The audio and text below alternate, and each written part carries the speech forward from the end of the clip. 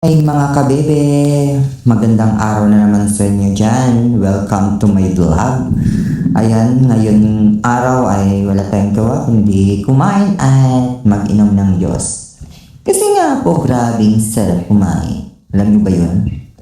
Kaya sa mga hindi pa dyan kumakain, magsimula na po kayong kumain dyan at pagkatapos ng kumain ay matulog po kayo. Ganun naman talaga ang buhay natin, di ba? Sa mundo ang ating ginagalawan ngayon ay pag wala kang ginagawang ay kumain at matulog. Tapos pagkatapos mong sa mga gawaing bahay, mag-aliw-aliw ka ng sarili mo.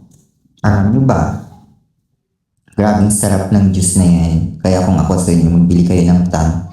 Dahil mainit ang panahon ngayon, mag-juice kayo ngayon. Hindi yung puro marites ang mga ginagawa nyo sa araw na to.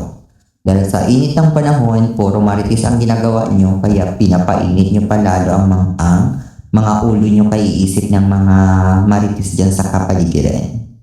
Kaya sa mga kabibi ko dyan, magtiwala lang kayo sa inyong sarili. Dadating ang panahon na magiging masaya ang lahat at happy-happy lang. Kain po tayo at magpakabusog ang mga kabibi dyan sa inyong tahanan.